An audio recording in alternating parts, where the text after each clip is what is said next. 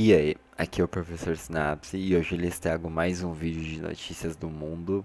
E antes de começar o vídeo, por favor, se inscreve e dê um like para me ajudar. E vamos lá para o vídeo. Desde ontem tem circulado amplamente nas redes sociais imagens de caças venezuelanos Su-30 e F-16 sobrevoando a região próxima à fronteira com a Colômbia. Há relatos preocupantes de que essas aeronaves militares teriam inclusive invadido o espaço aéreo colombiano. Embora essas informações ainda careçam de confirmação oficial, esse movimento tem gerado tensão entre os dois países e levado muitas pessoas a pedirem explicações mais aprofundadas sobre o assunto. O episódio teve início na manhã desta quarta-feira, quando moradores do departamento colombiano de Norte de Santander começaram a relatar presença de aeronaves militares venezuelanas sobrevoando áreas próximas à fronteira. Os relatos indicam que essas ações aéreas causaram grande preocupação e medo dentre os moradores colombianos. Segundo informações preliminares, esses voos fazem parte de um exercício militar de grande escala anunciado previamente pelo governo de Nicolás Maduro.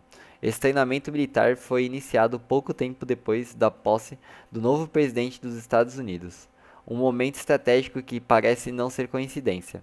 De acordo com Nicolás Maduro, o objetivo desse exercício, denominado de Escudo Bolivariano, é, abre aspas, defender a soberania nacional contra ameaças internas e externas. Fecha aspas. O governo venezuelano, algo que treinamento militar tem caráter preventivo e defensivo, mas críticos afirmam que pode ser interpretado como uma provocação em meio já às tensas relações entre Venezuela, Colômbia e até Brasil.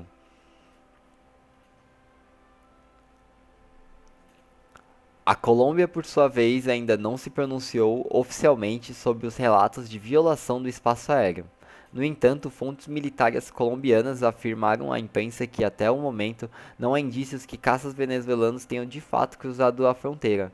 Mesmo assim, a presença ostensiva de aeronaves militares na região eleva o clima de tensão entre os dois países.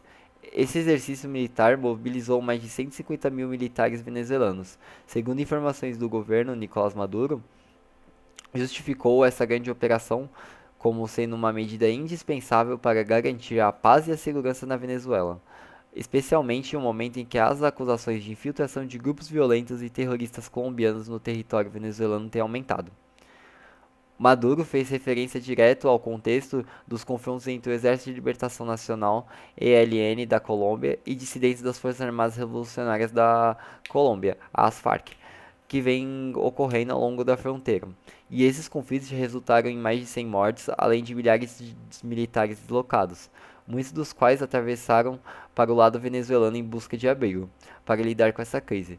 O presidente venezuelano mobilizou mais de 2 mil soldados para reforçar a segurança nas áreas de fronteira. Além disso, Maduro defende a criação de uma zona tampão para impedir a entrada de membros de grupos armados colombianos em território venezuelano. A presença de caças militares como o Su-30 e F-16 envia uma mensagem clara de força e poder por parte do governo venezuelano.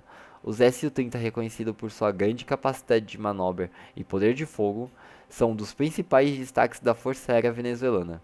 No entanto, especialistas questionam a real disponibilidade operacional dessas aeronaves, devido à falta de manutenção e dificuldades impostas pelas sanções internacionais. Outro ponto que chama a atenção é a utilização de caças F-16 pela Venezuela.